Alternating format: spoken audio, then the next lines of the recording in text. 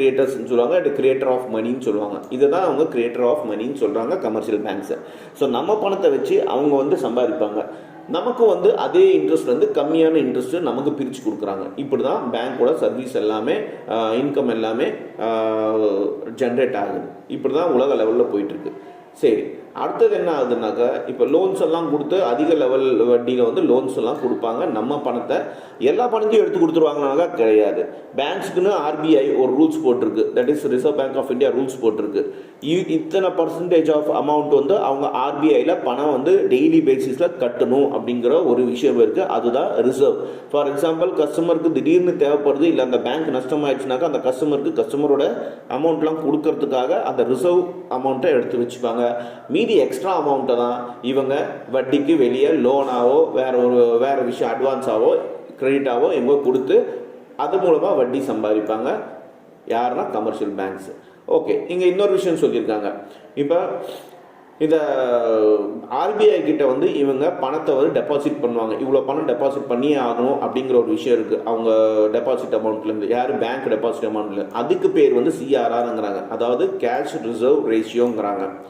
அப்புறமா பார்த்தீங்கன்னாக்கா இந்த டெபாசிட், டோட்டல் டெபாசிட்டை வந்து லிக்விட் அசட்டாக வச்சுருக்கணும். அதாவது கேஷாவோ பேங்க் வச்சுக்கணும், கேஷாக வச்சுக்கணும், கோல்டாக வச்சுக்கணும், கவர்மெண்ட் பாண்ட்ஸாக வச்சுக்கணும், அப்ரூவ் செக்யூரிட்டி பாண்ட்ஸாக வச்சுக்கணும்.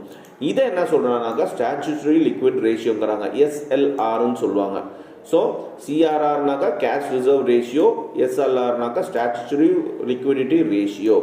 இது ரெண்டுமே சேர்ந்தது தான் பார்த்தீங்கன்னாக்கா எல்ஆர்ஆர், அதாவது லீகல் ரிசர்வ் ரேஷியோ. இது ஒட்டுமொத்தமாக சேர்ந்தது தான் லீகல் ரிசர்வ் ரேஷியோ. ஒரு நாட்டில், அதாவது நம்ம நாட்டில் RBI Reserve Bank of India தான் மெயின் சென்ட்ரல் பேங்க்கு. இதில் பார்த்தீங்கன்னாக்கா இந்த எல்ஆர்ஆரை வச்சு தான், ஃபார் எக்ஸாம்பிள் இந்த எல்ஆர்ஆர் வந்து இன்க்ரீஸ் ஆச்சுன்னா, இந்த எல்ஆர்ஆர் கெப்பாசிட்டி ஒரு பேங்க்கில் வந்து எல்ஆர்ஆர் வந்து இன்க்ரீஸ் ஆச்சுனாக்கா, கமர்ஷியல் பேங்க்ஸில் அவங்க டோட்டல் டெபாசிட்டில் இன்க்ரீஸ் ஆச்சுனாக்கா, அவங்க இல்லை கிரெடிட் வந்து டிக்ரீஸ் ஆச்சுன்னா என்ன ஆகுதுனாக்கா இந்த எல்ஆர்ஆர் வந்து டிக்ரீஸ் ஆகும்.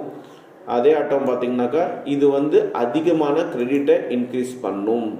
இந்த அதிகமான கிரெடிட் இன்க்ரீஸ் ஆச்சுனாக்கா நம்ம இந்தியன் எக்கனாமிக்கு நல்லது கிடையாது. அதனால தான் இந்த எல்எல்ஆரை ஒரு பாயிண்ட் ஆஃப் டைமில் பார்த்தீங்கன்னாக்கா டோட்டல் குவான்டிட்டி ஆஃப் மணி எவ்வளோ க்ரியேட் ஆகிருக்கோ அந்த எக்கனாமியில் அது பார்த்தீங்கன்னாக்கா ஒரு சில டைமுக்கு வந்து ஃபாலோ ஆகிட்டுருக்கும். அது எப்படி ஃபாலோ ஆகுதுன்னா அடுத்த வர டாப்பிக்கில் நம்ம பார்க்க போகிறோம். Next, total quantity of money created, quantity of deposit plus 1 LL